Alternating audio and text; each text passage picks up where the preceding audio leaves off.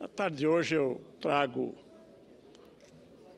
um assunto aqui para a tribuna do Senado, no que diz respeito às obras estruturantes do governo federal espalhadas por este país afora. No meu estado, o estado de Alagoas, nós temos uma obra que é muito importante para o Brasil e particularmente para aquele estado, que é a duplicação da BR-101. Em 2010, quando o presidente Lula anunciou a duplicação da BR-101, gerou uma expectativa de muito entusiasmo, principalmente nos estados nordestinos. E a expectativa era de que, no meu estado, por exemplo, esta obra pudesse estar concluída no final de 2012. E, infelizmente, por algumas dificuldades no que diz respeito aos projetos e meio ambiente, tribos indígenas, tudo isso gerou um arcabouço de dificuldade que atrasou as obras, inclusive em alguns trechos paralisadas. Vou fazer um histórico aqui a respeito de como é que um país se desenvolve, porque já lá atrás, há mais de 100 anos, já se dizia que governar é abrir estradas.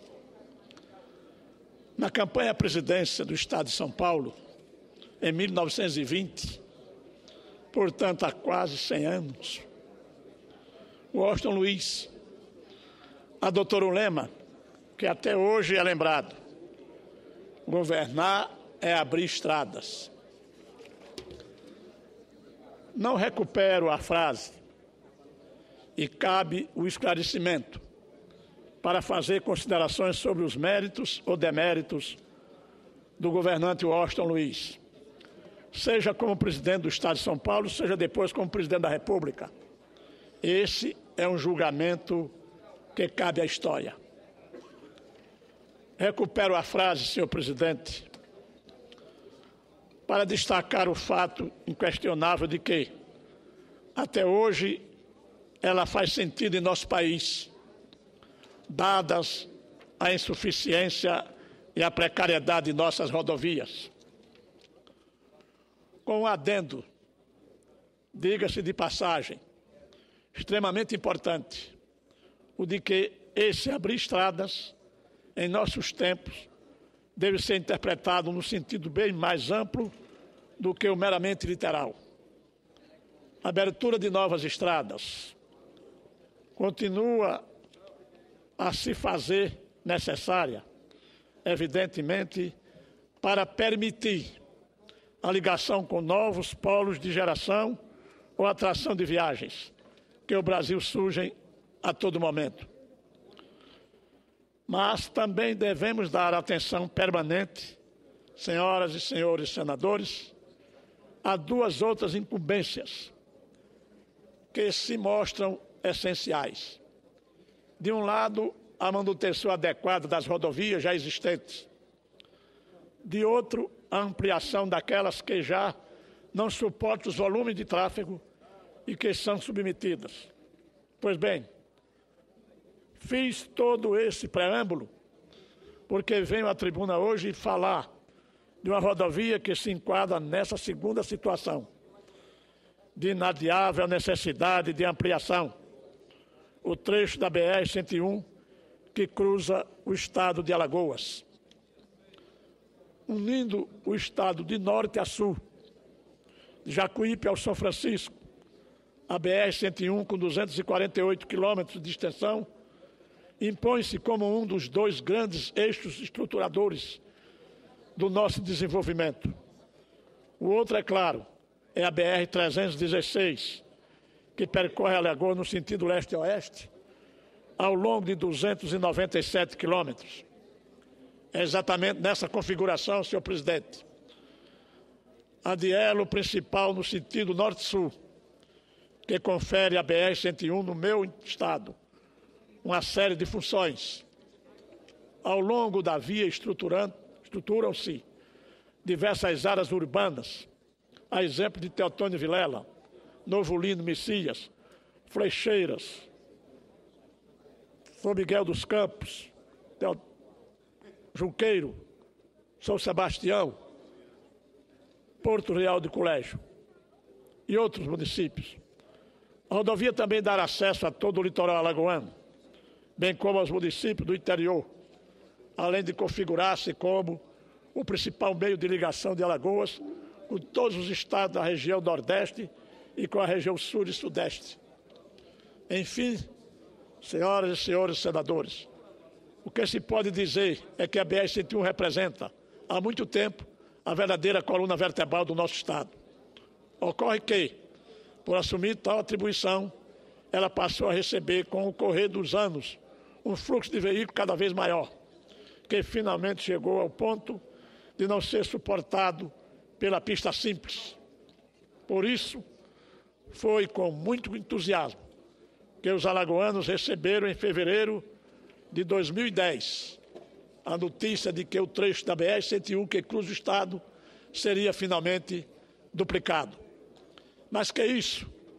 A promessa era de que as obras estariam concluídas já no final de 2012. Além de todos os demais benefícios decorrentes da duplicação. Aí incluía a melhoria do acesso a todos os cantos de Alagoas e aos demais estados da região. Comemoravam-se especialmente os benefícios diretos para as cerca de 400 mil pessoas que vivem nas cidades às margens da rodovia. Comemorava-se igualmente a geração de 5 mil empregos direto e indireto nos 6 lotes em que foi estruturada a duplicação. As obras, senhor presidente, senhoras e senhores senadores, previam a construção de novas pontes em todo o percurso viadutos, nos principais cruzamentos, com outras rodovias e até acesso mais seguros às usinas de açúcar do meu estado. Tudo isso, repito, estaria concluído no final de 2012 e todos nós em Alagoas, como seria se esperar, passamos a conviver com o sonho de uma BR-101 duplicada, com todas as vantagens proporcionadas pela mais avançada tecnologia de construção e pela moderna engenharia de tráfego. Infelizmente, porém, não foi isso que aconteceu. Por uma série de circunstâncias, senhores senadores, as obras não alcançaram o ritmo desejado nos 6 lotes em que foram divididas. Tivemos, por exemplo, a necessidade de reformulação de alguns projetos originais, nos quais foram detectados erros técnicos que não poderiam ser tolerados. Tivemos situação em que o valor previsto para a execução dos trabalhos não despertou o interesse de nenhuma construtora importante, inviabilizando a concorrência pública. Tivemos questionamentos feitos pelo Tribunal de Contas da União, no que diz respeito às tabelas de preço e às exigências contratuais previstas no edital de licitação. Questionamentos estes que exigiram algum tempo para serem atendidos. Todas estas circunstâncias foram se juntando, senhor presidente, senhoras e senhores senadores. E o resultado é que quase 5 anos depois de anunciada a duplicação e 2 anos depois do prazo estimado para a conclusão das obras, o cenário que vemos é bastante diferente daqueles que sonhamos. O quadro com que deparamos hoje na BR-101, em sua passagem pelo estado de Alagoas, é o de obras paralisadas.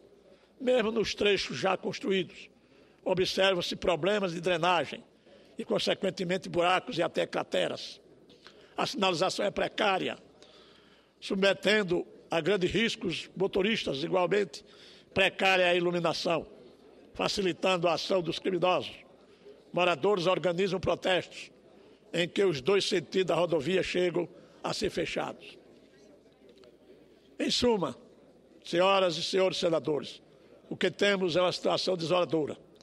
Não é o caso, evidentemente, de sairmos à procura de culpados por tal situação. Afinal, o que se fez foi feito e tenho plena convicção de que o governo federal sempre atuou com imensa boa vontade na duplicação da BR-101.